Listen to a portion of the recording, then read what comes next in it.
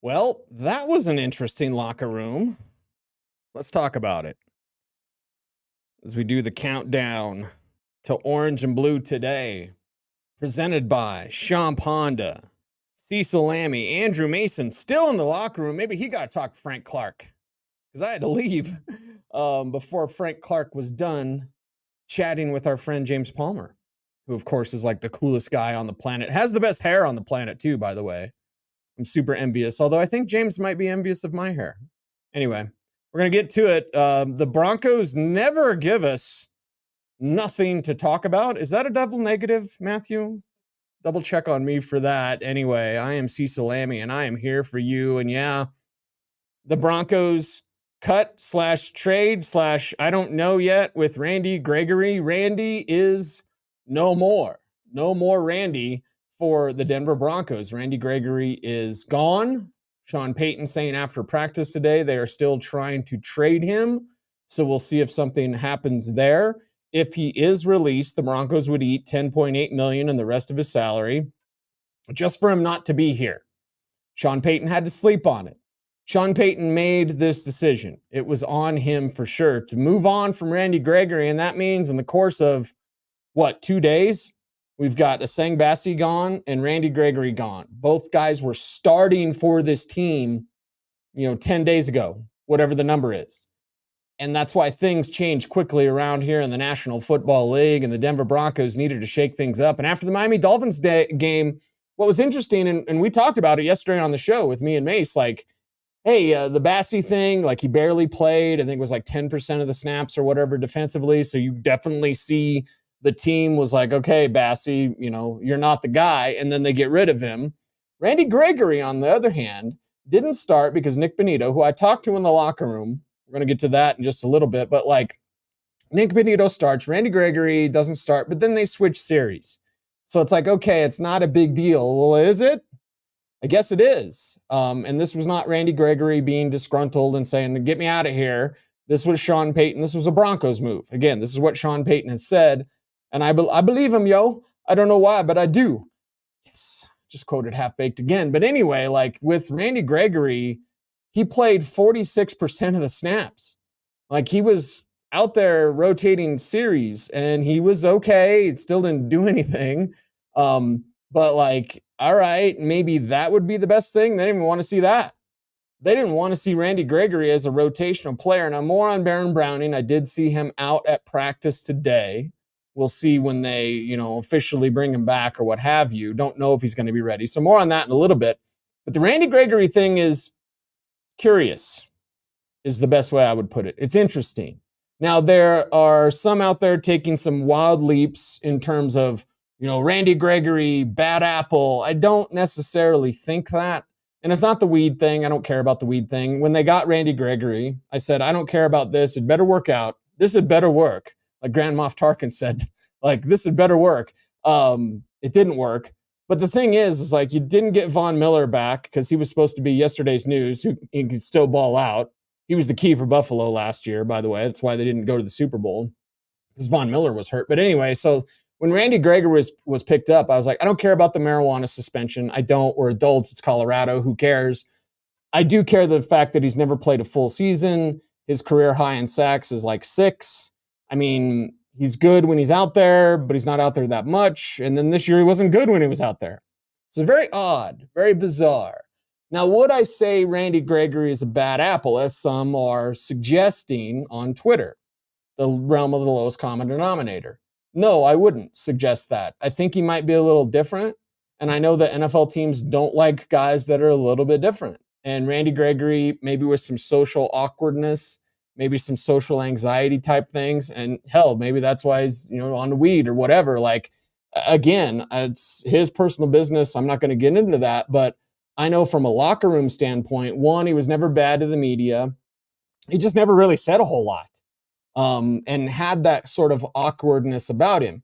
And I know to his teammates, I talked to Nick Bonito today. Nick Bonito was like, man, this kind of sucks. That was my dog, and that's what he said, direct quote from Nick Bonito, who is a young and up and coming pass rusher. Guy has great ability when it talks about getting to the quarterback, and he sharpened that skill. Still needs to do work against the run. But to suggest that this is a locker room thing and Randy Gregory was a malcontent and all these sorts of things.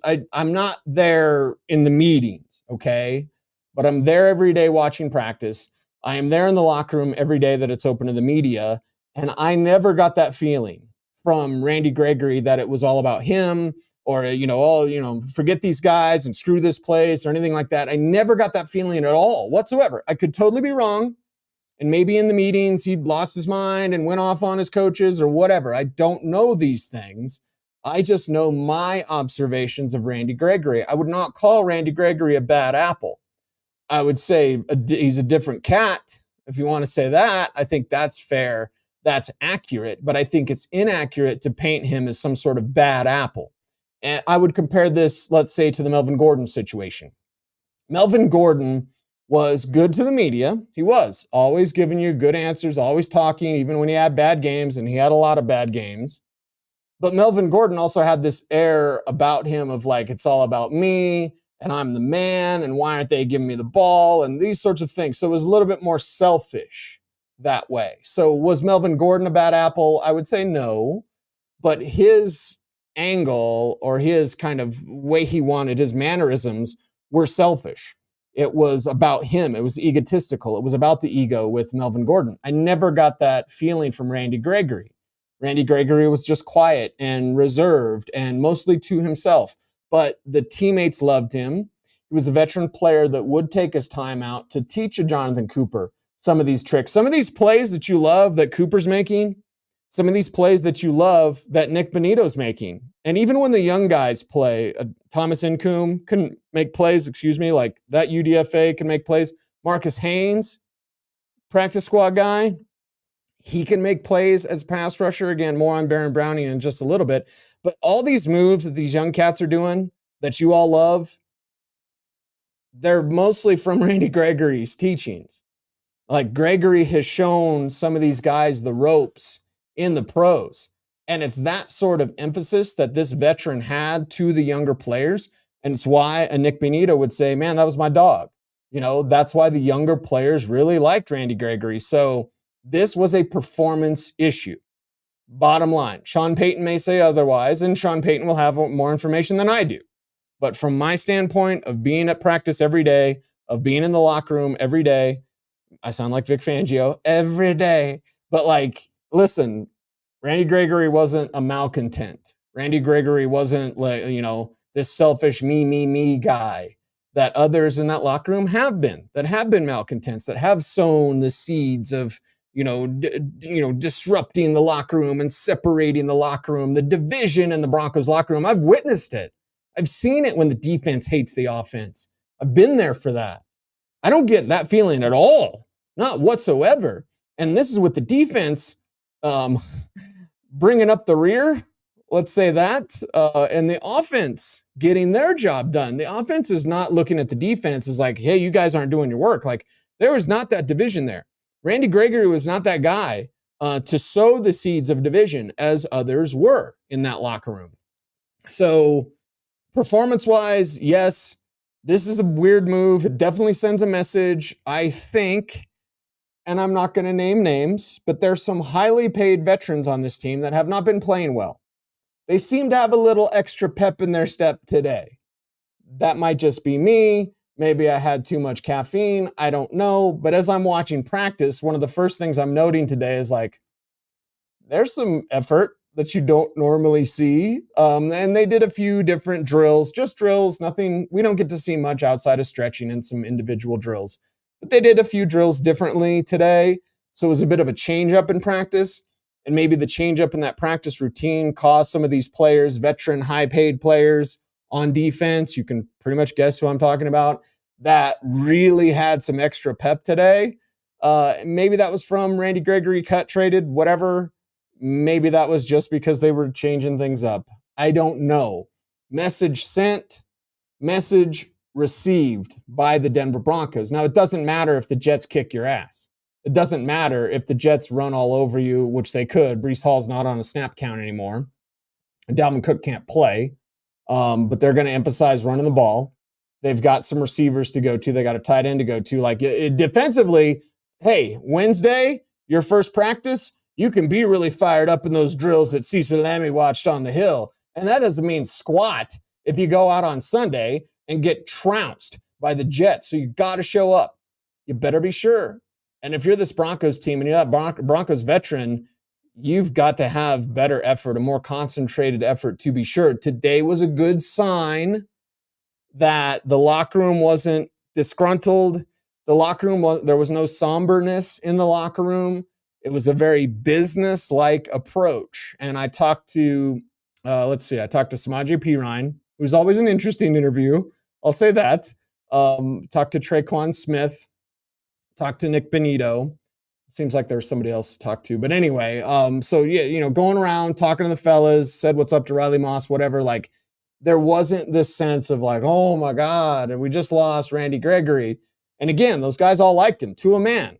Every single teammate liked Randy Gregory. So there wasn't any sort of this poor me, oh, the team, they hate Randy Gregory. Like, no, wasn't any of that in the locker room whatsoever. So that's a positive sign.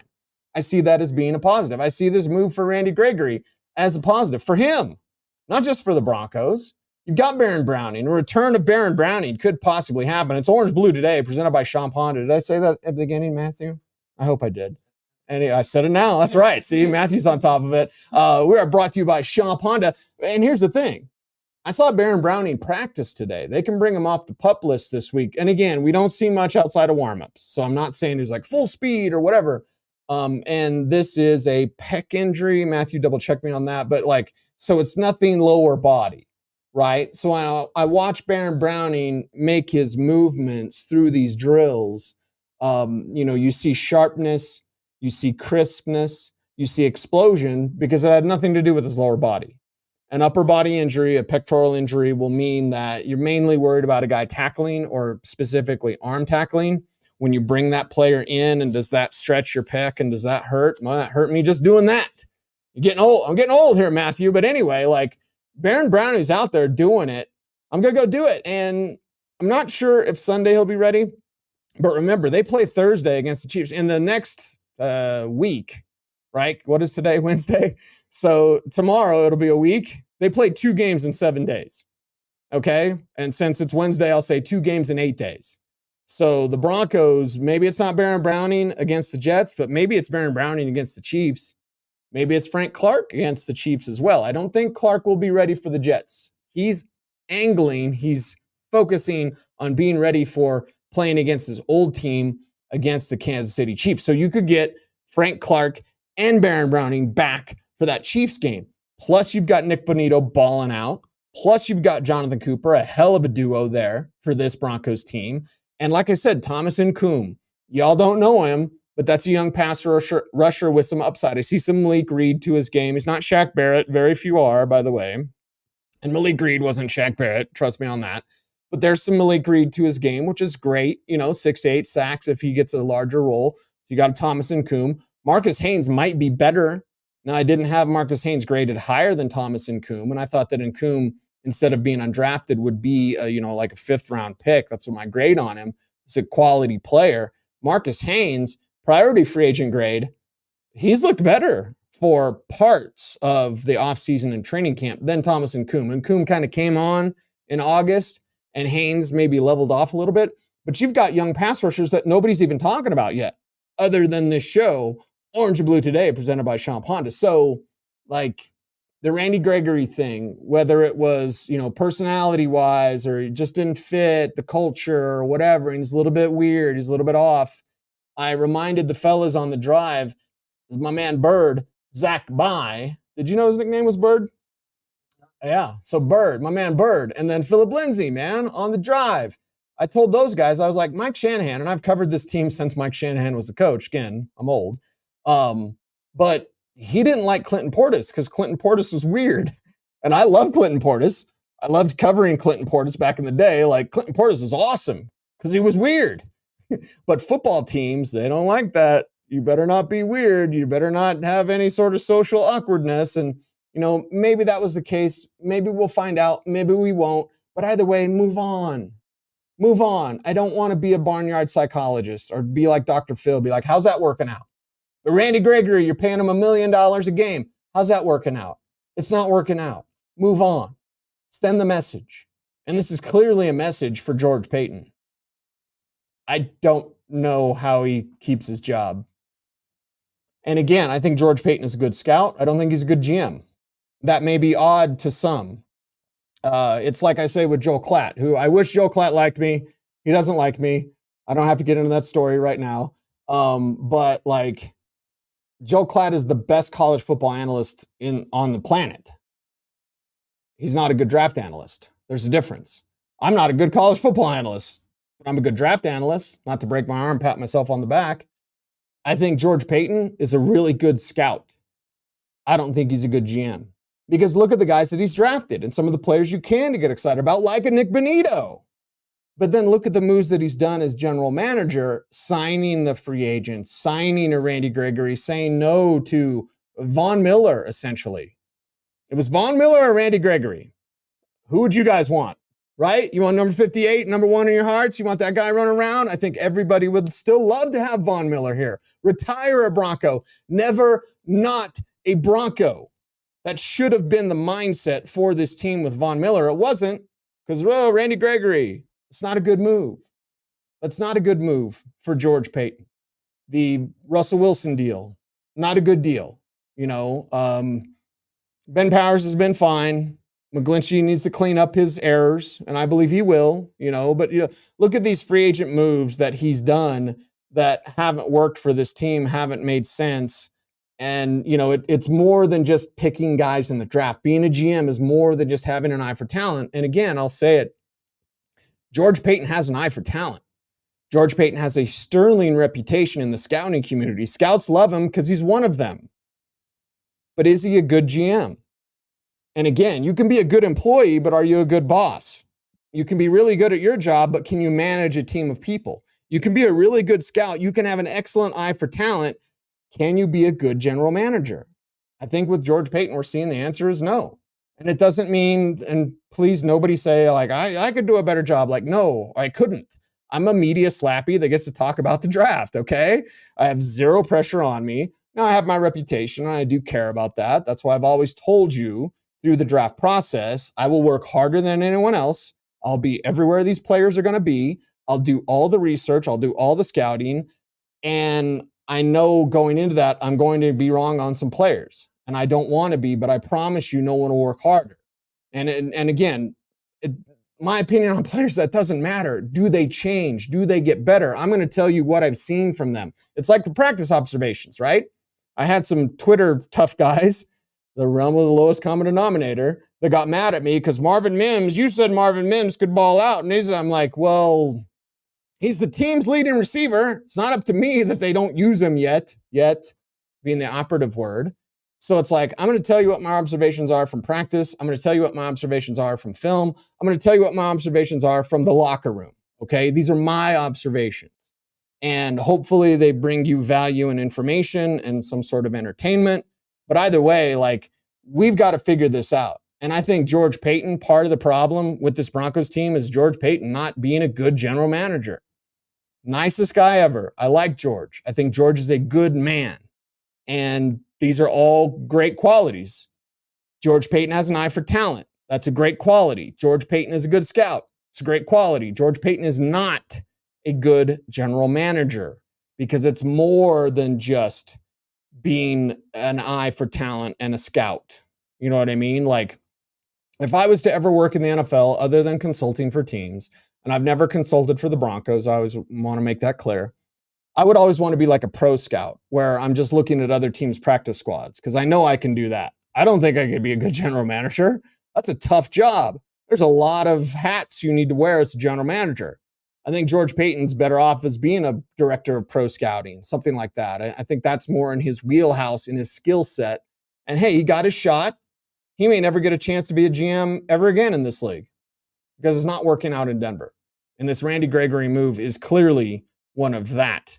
All right, Orange Blue today, presented by Sean Ponda. Again, Andrew Mason will be back for Thursday's show. This is the best way we've figured out to do during the week is like, okay, Wednesday I'm going to be solo. Thursday and Friday we'll have Mace because, Sean Payton in practice goes a little bit here and there. Maybe it's not on schedule, but we were fairly on time with the locker room. I know I had to leave when Mace was waiting to talk to Frank Clark. I had already talked to Nick Benito. I was like, out of here. Got to go do the show. Got to go. See you when I see you. And, well, that's right here on Orange and Blue Today, presented by Sean Ponda. Who starts at running back? It doesn't matter. I can't tell you what I've seen at practice. And I know people hate when I say that, but I'm sorry. I like my job, and I hope the key works to the building. It worked today. I was kind of shocked. I was like, oh, they're getting rid of Randy Gregory. Am I next? I hope not. But anyway, so who starts at running back? It doesn't matter. I think, and I talked to Samaje, and I'll say this, Samaje is not a great interview. I think he's a good man. I think he has a sense of humor. So he uses his sense of humor to like kind of go back at you in an interview, or maybe even make fun of your questions, as he did to one of mine about his power today. I asked him about his power helping out his team, because this Jets defense is tough. This might be the toughest defense you see all year. The Jets. Yeah, right. The Jets. They are a tough defense. So for me, if I'm game planning this, my game plan will be available at denversports.com. I go a lot of Samaje, because Jaleel, even though he's explosive, like I try to limit him to about 12 carries and 15 touches overall. I think Samaje could get 20 carries in this game. And, you know, we're waiting to see about Javonte, whatever is whatever. But like, to me, like who starts, it might be Samaje. And I can't tell you who was the first one out at practice or who got the first team rep. I cannot tell you. But I think that more Samaje makes sense because it's the Jets.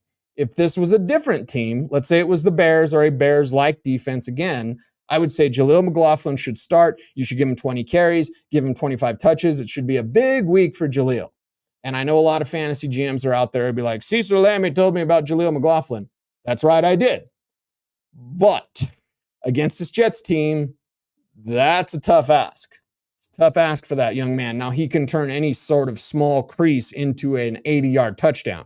That's what Jaleel McLaughlin does. But I believe it's in the Broncos' best interest to fight fire with fire, right? As I sound like James Hetfield from Metallica, like fight fire with fire. In fire. So if you're the Broncos now, you have to take your power that you have and you have to punch body blows, constant body blows for this Jets defense. They're too tough. And they're tough at all three levels. They have a tough defensive line. They have a tough front seven linebacker core, and they've got a secondary that's fantastic. It'll knock your flipping block off. Okay? So when the Jets come here to kick your ass in your building with Nathaniel Hackett, are you going to lay down? Or are you going to fight back? And the way that you fight back is Samaje. And I asked, I'm going to tell you that, even if my compatriots may not like that I say that. But yeah, I'm going to tell you how guys are in the locker room. I think Samaje is a little, he has a little fun with you, right? And so, yes, he made fun of my question about his power. But I truly believe it's power versus power. You're going to try to overpower me. You're going to try to sap my will. I'm going to fight back, and I'm going to take your will from you. And you don't do that with Russell Wilson running for his life. It's just defense can make him run for his life. Friday's show will really break down this game. But I wanted to say today, like, who starts at running back for the Denver Broncos? It doesn't matter. They'll use them both. Should start Samaje. It's just a guess. Again, it's Wednesday, and I can't really tell you anything. But I would, and I love Jaleel McLaughlin, okay? So I want everyone to know where I'm coming from. If you haven't watched or whatever, you should already know. I love Jaleel. Both Andrew and I have been talking about him since May. Matt Waldman's been talking about him since January. But, like, I love Jaleel McLaughlin, and I'm not advocating for him to start against the Jets because it's the Jets. And I think that more Samaje battering ram, I think that's the answer, and that's the key for the Denver Broncos. As the week goes on, I'll determine and kind of sharpen my game plan for this Broncos team. Again, available at denversports.com. It is Orange and Blue Today, presented by Sean Ponda. I'm Cecil Lammey saying, it's always something with this team, huh? It's always something with the Denver Broncos. But that's okay, baby. It gives you something good to talk about or something interesting to talk about. Let's see some good football out there from this team. We'll see if they can do just that. Mace will be joining me tomorrow and Friday. Get this thing rolling as the Broncos prepare for those 2 games in 7 days. Jets and Chiefs. Can they go 2-0? Can they go 1-1? Yeah. And can they lose 2 in a row? That's a possibility as well. Will the fire sale begin if the Broncos lose 2 games in 7 days? We're fixing to find out. He's Matthew, the man in the chair. Is that what we decided? Not man in the box? Okay, man in the chair. He's man in the chair. I'm Cecil Lammey saying, thanks for watching, everybody. Stay tuned. And would you please, as always, stay frosty.